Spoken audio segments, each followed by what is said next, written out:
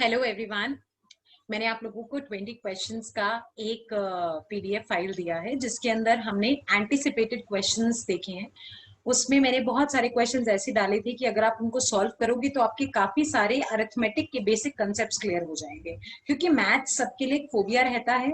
तो जरूरी नहीं है कि हम सारे टॉपिक्स दोबारा से उठा के उनके सारे प्रैक्टिस क्वेश्चंस करें। So these 20 questions I have given you. If you have solve them then please आप ये वीडियो पूरा देखना, एक एक क्वेश्चन को चेक करना। अगर आपका आंसर और मेरा आंसर मैच कर रहा है फिर भी मेथडोलॉजी देख लेना। सिर्फ 20 क्वेश्चंस हैं, हार्डली 20-25 मिनट में हम लोग इसको खत्म कर लेंगे, ठीक है।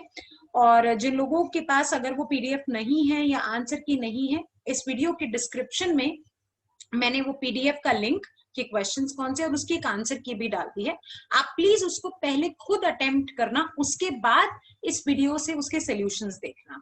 तो हम लोग स्टार्ट करते हैं उन क्वेश्चंस को। क्वेश्चन नंबर 1 जो है वो मुझे कह रहा है कि ए एंड बी जो है उन्होंने काम शुरू करा। टाइम एंड वर्क का क्वेश्चन है। ए किसी काम को 15 दिन में खत्म करता है, बी उसी काम को 10 दिन में खत्म करता है। ऐसे सॉल्व करते हैं हम इसको एलसीएम लेके। उसके बाद क्या करते हैं, इनका रिस्पेक्टिव काम हम निकालते हैं। अब इसने कहा they started the doing work together, मतलब कि साथ में काम शुरू करा। तो जब भी शुरू करा होगा एक दिन में 5 काम किया करते होंगे। But after 2 days B had to leave, मतलब 2 दिन तो साथ काम किया। It means they must have completed 10 of the work. Total work is 30, जिसमें से 10 काम ये ऑलरेडी खत्म कर चुके हैं। Then what is the work which is left? The work which is left is 20. 10 they have completed. Now A alone have to do it. A की efficiency कितनी है? 2. टोटल काम कितना खत्म करना है? 20. तो उसको कितने दिन लगेंगे? 10 दिन। मगर आंसर में पूछा है the whole work was completed. तो 10 दिन तो A ने लगाए और A और B ने दोनों ने मिलके 2 दिन पहले भी लगाए थे। तो answer is 12. 10 + 2 12. Next question, Raju, Rinku, Ram.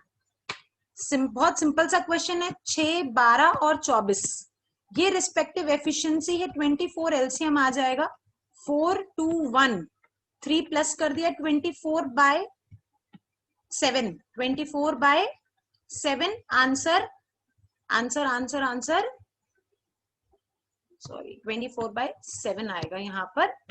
So answer is obviously 3/7।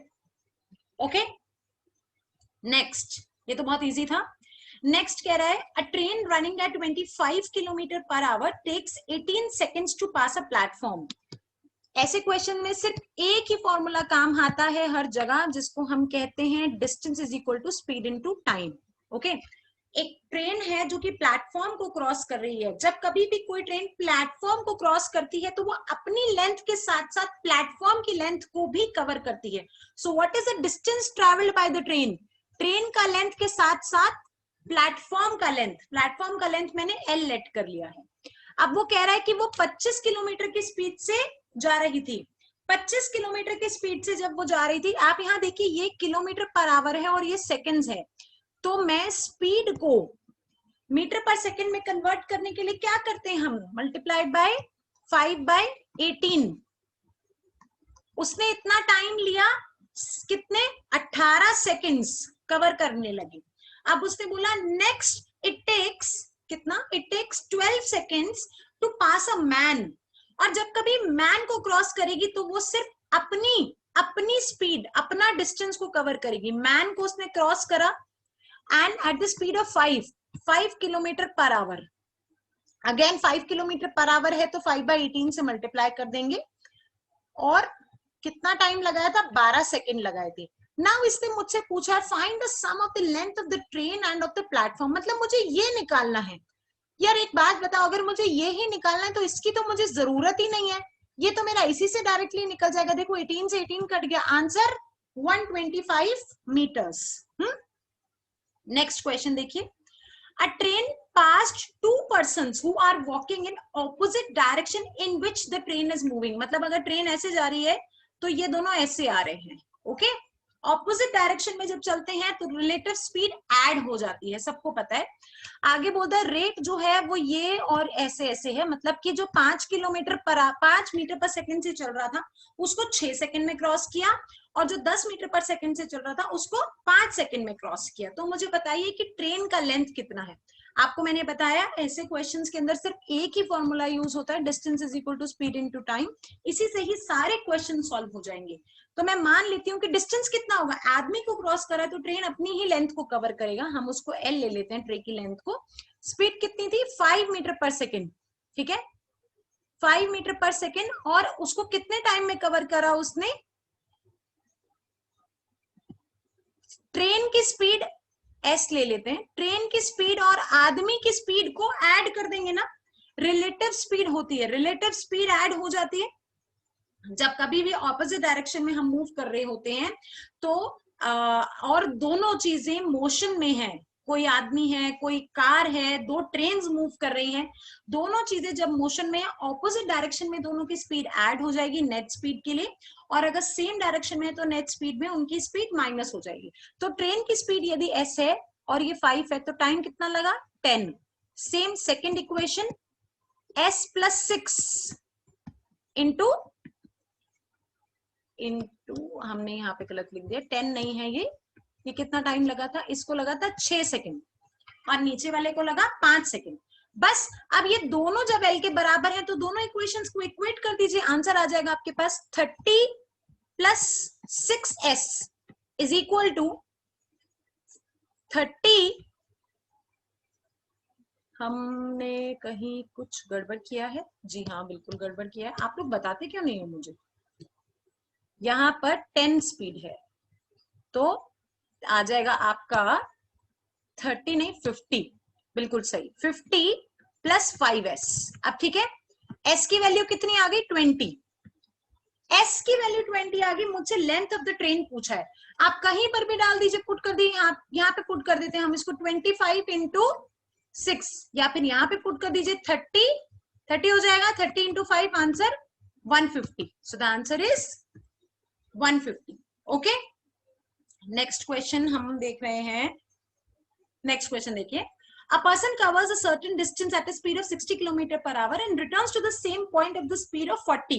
जब कभी भी कोई एक चीज एक ही जगह से वापस आती जाती है, दो स्पीड अलग अलग दी हुई है, तो एवरेज स्पीड का फॉर्मूला होता है 2xy upon x plus Y. ये दो डिफरेंट स्पीड्स हैं, लेकिन ये फॉर्मूला सिर्फ वहीं अप्लाई होता है जब कोई एक चीज एक ही जगह से वापस गई है और वहीं से वापस आई है, मतलब कि डिस्टेंस सेम है। मैं स्कूल गई, स्कूल से वापस आई, मैं ऑफिस गई, ऑफिस से वापस आई, तो मेरे घर का और ऑफिस का डिस्टेंस हमेशा सेम रहेगा। सिंपल सी बात है, आप इसमें फॉर्मूला पुट कर दीजिए 2 into 60 into 40 upon x plus y मतलब 100। ये जीरो से जीरो कट गए, 24 इंटू 2 48 किलोमीटर आपके पास स्पीड आ गई, एवरेज स्पीड आ गई। किलोमीटर नहीं होगा, किलोमीटर पर आवर होगा, ये प्रिंटिंग मिस्टेक है। Next, sixth question. A person has to reach a certain place at a time and he finds that he will be 15 minutes late if he walks 4 km per hour. अच्छा, यदि वो speed जो है उसकी 4 रहती है तो वो 15 मिनट लेट हो जाता है। तो मैं मान लेती हूँ कि उसको पहले यदि टाइम t लगता था तो अब t प्लस 15 लगेगा, t प्लस 15 लगेगा। ये उसका डिस्टेंस है ना, स्पीड इंटू टाइम डिस्टेंस है। अब दूसरा कह रहा है लेकिन and 10 minutes earlier if he walk 6 kilometre per hour, यदि वो स्पीड 6 कर देता है तो उसको 10 मिनट पहले वो पहुंच जाएगा। 10 मिनट पहले पहुंचने का मतलब है कि पहले t टाइम लगता तो अब t माइनस 10 लगेगा। ये भी डिस्टेंस है, ये भी डिस्टेंस है, ये भी डिस्टेंस है, तो हम दोनों को इक्वेट कर सकते हैं। क्या मैं इसको यहां लिख सकती हूँ ऐसे? बिल्कुल लिख सकती हूँ। इक्वेशन खोल दीजिए, आपके पास t की वैल्यू आ जाएगी 4t plus 60 is equal to 6t minus 60। इसका मतलब 2t is equal to 120, t is equal to 60। t की वैल्यू 60 आ गई, आप कहीं पर भी डाल दीजिए डिस्टेंस की वैल्यू आ जाएगी।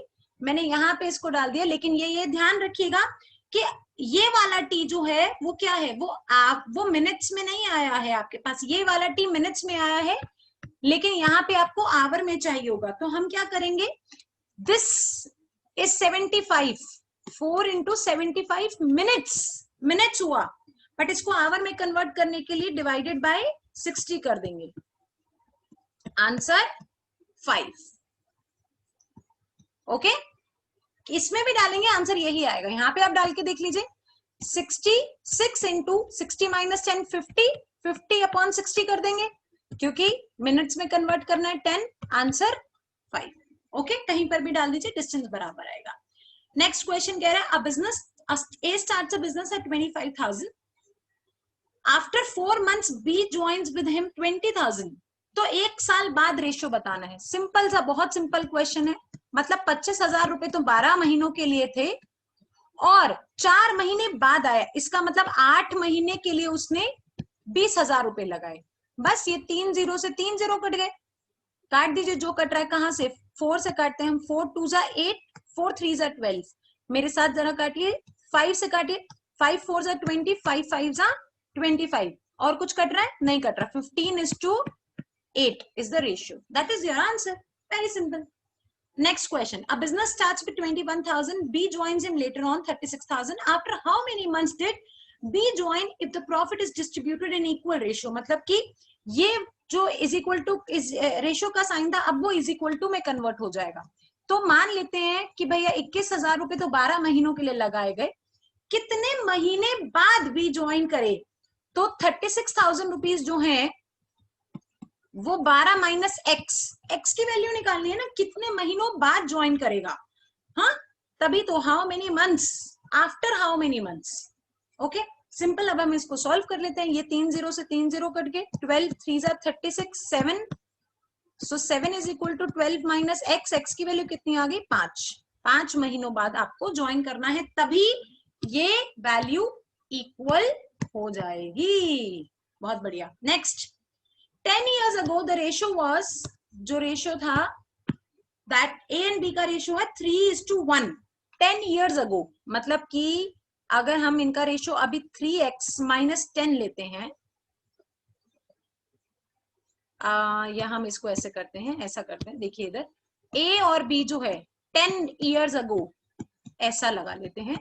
कितना रेशियो था? 3/1। आसान हो जाएगा आप लोगों के लिए। And after 10 years, the ratio of their ages will be 2/1. मतलब A plus 10 और B plus 10 जो है वो 2/1 है। तो बताइए सम ऑफ देयर प्रेजेंट एजेस क्या है? A plus B मुझे निकालने को कहा है। सिंपल से आप सॉल्व कर लीजिएगा, आराम से क्लियर हो जाएगा। तो A minus 10 is equal to 3B minus 30।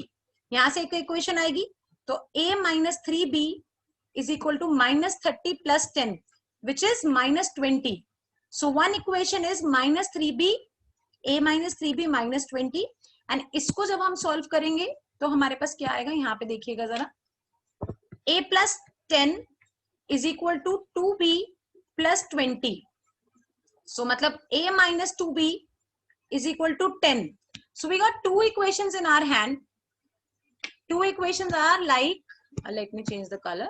Two equations are a minus 3b is equal to minus 20 and a minus 2b is equal to 10. बस अब आप इसको बचपन में जैसे हम लोग करते हैं तो उसको सॉल्व कर दीजिए। यहाँ क्या बच गया? माइनस 3b माइनस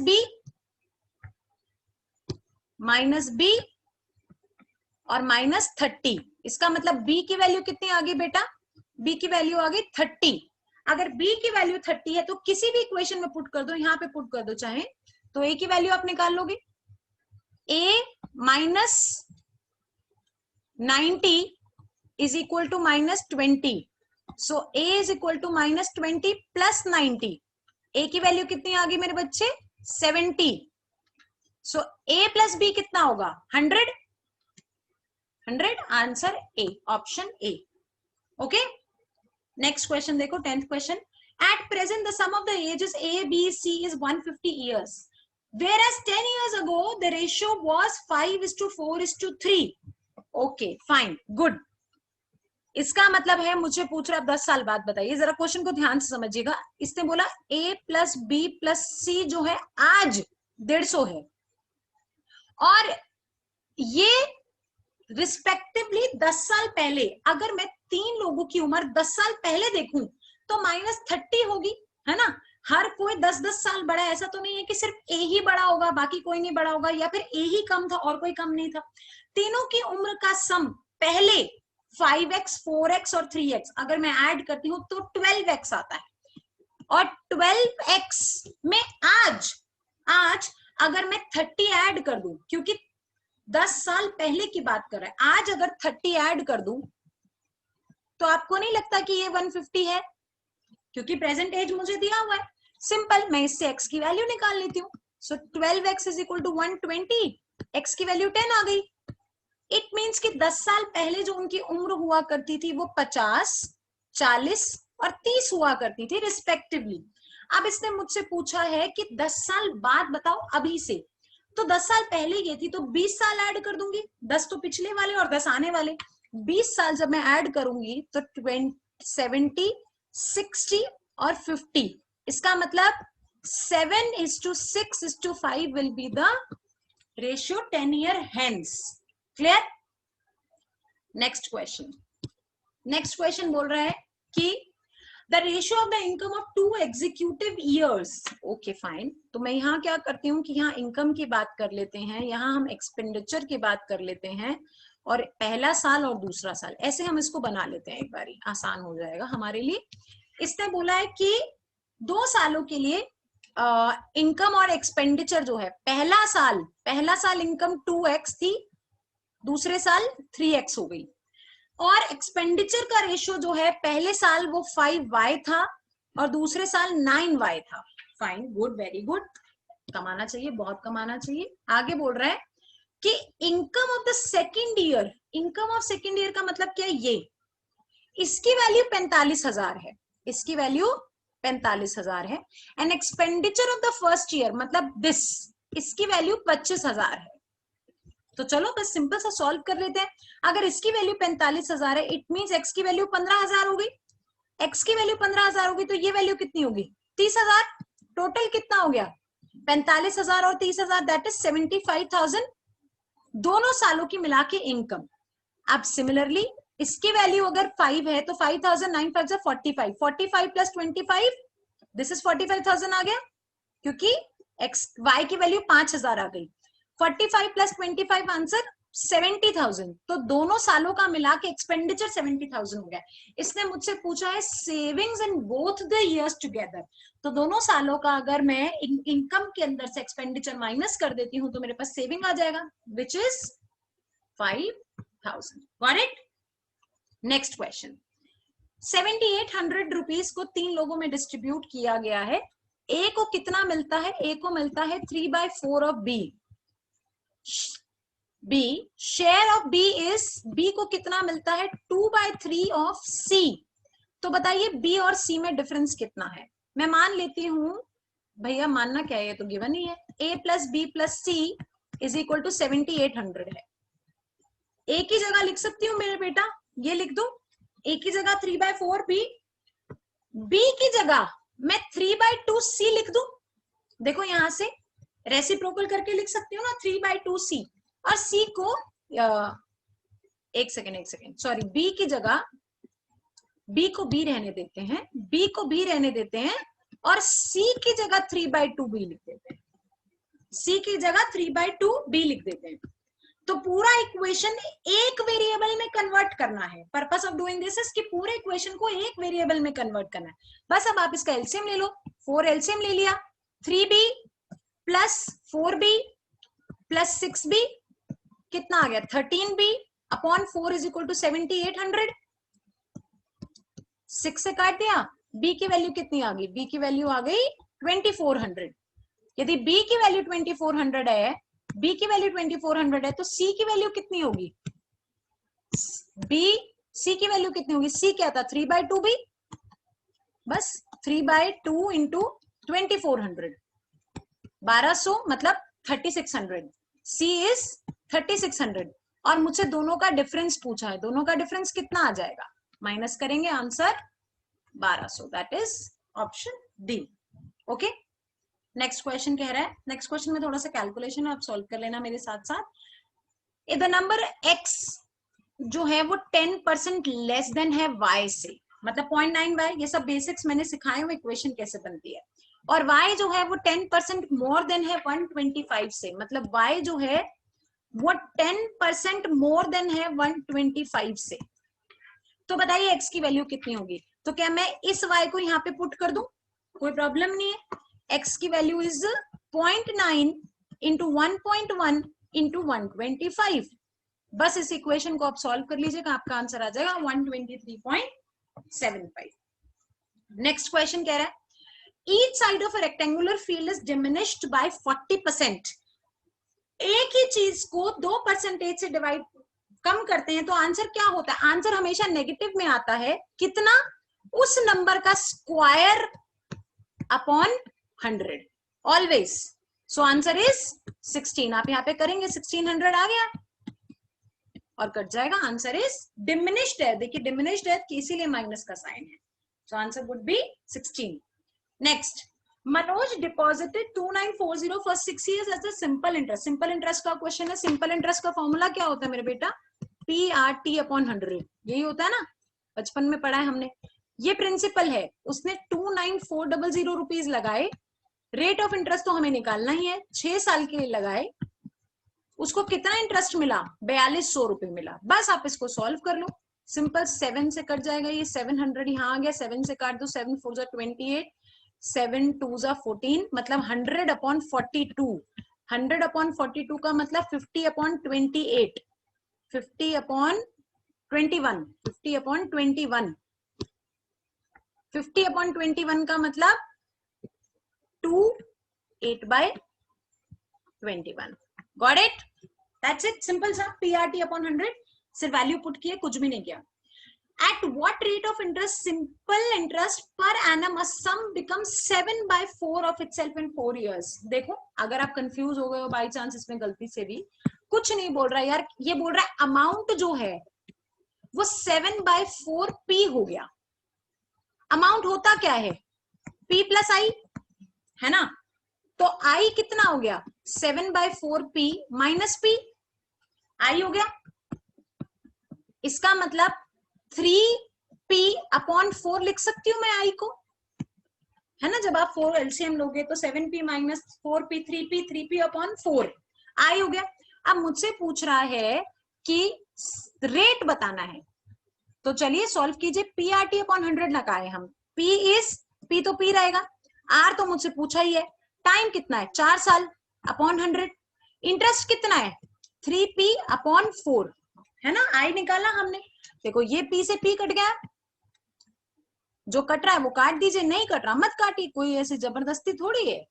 बस ये हमारा आ जाएगा, यहाँ पे 25 कर दो, तो R की वैल्यू कितनी आ गई? 75 अपॉन 4। बस 4 से काटिए, 4 1 जा 4, 35 बचा, 8 4 जा 32 पॉइंट, मतलब 18 पॉइंट कुछ होगा, 18.3/4 answer. Got it? Answer option C. Next में ट्रिक सुन लो, याद कर लो, बताई भी हुई है क्लासेस में भी। 33 सेलिंग प्राइस है और 11 का कॉस्ट प्राइस उसने जीत लिया। आपसे प्रॉफिट परसेंटेज पूछा है, तो ऐसे क्वेश्चंस में अगर ये बराबर दिया होता है तो क्या करते हैं, आप दोनों को माइनस कीजिए, वो तो आपका प्रॉफिट आ गया, और इसको क्रॉस कर दीजिए। क्रॉस का मतलब क्या, कि जो वैल्यू जिसके साथ लिखी है वो क्रॉस हो जाएगी, तो 11 तो बन जाता है SP और 33 बन जाएगा CP। प्रॉफिट अपॉन CP होता है, CP के साथ कौन सा नंबर लिखा है 11, हम वो नहीं लेंगे, हम दूसरा नंबर लेंगे, तो 22 अपॉन में क्या आएगा? Profit upon CP। Profit percent निकालना है ना हमें, बस इसको निकाल लीजिए 2/3।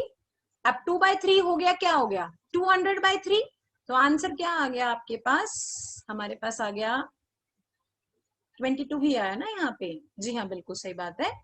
तो 200 अपॉन 3, सो ये 33 1/3 तो नहीं बचेगा। आई थिंक कुछ इसके अंदर मिस्टेक है। मिस्टेक ये है कि ये 11 ना होकर ये 22 होगा, या फिर ऑप्शंस देखिए, ऑप्शंस अगर यहाँ पे 1 ना होकर ये 2/3 होगा, ठीक है, कुछ भी हो सकता है, चेंज कर सकते हैं हम इसको, प्रिंटिंग में कुछ गड़बड़ है। 11 ना होकर 22 होगा, 22 होगा, then it would be 11, the profit would be 11 and the profit would be 11, यहाँ पे 22 हो गया, अगर प्रॉफिट 11 है तो सीपी कितना हो गया, सीपी हो गया 33 एंड देन 100, ये बन गया 3, 100/3, then your answer would be this 33 1/3%। तो आप इसको 11 की जगह 22 कर लेना। लॉजिक समझ आ रहा है? डिफरेंस निकालेंगे, दैट इज योर प्रॉफिट, और प्रॉफिट अपॉन सीपी होता है। सीपी की वैल्यू वो नहीं होगी जो सीपी के साथ है, बल्कि वो होगी जो एसपी के साथ है। नेक्स्ट क्वेश्चन कह रहा है, क्या बोल रहा है हमसे कि a DVD player was purchased as 4860 at what price it should be sold कि 25% प्रॉफिट कमाए। बड़ा सिंपल सा क्वेश्चन है, ये तो मैंने क्लासेस में भी आपको करवाया हुआ है। बस किसी भी चीज के ऊपर प्रॉफिट कमाना है, 25% कमाना है, तो 1 पॉइंट के बाद उस नंबर को लिख दो। बस अब आप इसको सॉल्व कर लोगे तो बड़ा बेसिक सा कैलकुलेशन आपके पास आंसर आ जाएगा। इसको सॉल्व करके आंसर आएगा आपके पास 6075। ठीक है, next, A boy asked to multiply a number by 12. ये हमने क्लास में किया हुआ है वैसे। By mistake he multiplied the number by 21. He got 63 more than that. मतलब कि उसको 21 से उसने मल्टीप्लाई कर दिया गलती से। करना किससे था? 12 से करना था, तो उसका जो नंबर है वो 63 ज्यादा आया है। That is 9x is equal to 63. x की वैल्यू कितनी आ गई? 7। तो नंबर क्या हुआ? 7। That's it. Very simple. ये भी क्वेश्चन हमने क्लास में किया हुआ है। राम एक शॉप पे गया 50 किलो चावल खरीदने के लिए। उसने 2 तरीके के चावल खरीदे। टोटल क्वांटिटी खरीद कितने लाया? 50 किलो। पहला जो चावल है, एक्स जो चावल है, वो 4.5 रुपए के भाव से लाया था, तो इतने रुपए के लाया होगा। दूसरा जो चावल है वो 5 रुपए के भाव से लाया था, इतने लाया होगा। टोटल पैसे कितने खर्च के आया? 240 खर्च के आया। तो मुझे बताइए कि जो चीपर राइस है वो किस भाव से लाया? इट मींस एक्स की वैल्यू पूछ रहा है। एक्स की वैल्यू पूछ रहा है तो दोनों इक्वेशन में मैं वाई को इक्वल कर देती हूँ। वाई को इक्वल करने के लिए ऊपर वाली इक्वेशन को 5 से मल्टीप्लाई करना होगा। 5x + 5y = 250। आप इसको सॉल्व करेंगे, 0.5 = 10 आ जाएगा। तो एक्स की वैल्यू कितनी आ गई? 20। That's it. आंसर की फिर भी मैंने इस सीरीज इसके साथ वीडियो के साथ डिस्क्रिप्शन में डाल दी है, प्लीज आप उसे चेक कीजिएगा। ये बेसिक अरिथमेटिक के क्वेश्चंस हैं, इसीलिए करवाए हैं ताकि आप पेपर में डर कर इस टाइप के क्वेश्चंस छोड़ के ना आए। All the best for your exam. I am very sure कि पेपर बहुत अच्छा होगा। और कोई स्पेशल रिक्वायरमेंट्स है आपके, आपको ऐसा कुछ लगता है कि लास्ट दिनों में मैं किसी भी तरीके से आपके काम आ सकती हूँ, please let me know, show some love, let me know in the comment box. I am trying my best कि मैं कुछ ऐसा डिलीवर कर पाऊं जो आपके इस जर्नी को आसान बना सके। Thank you so much for all the love, support, trust. Bye bye.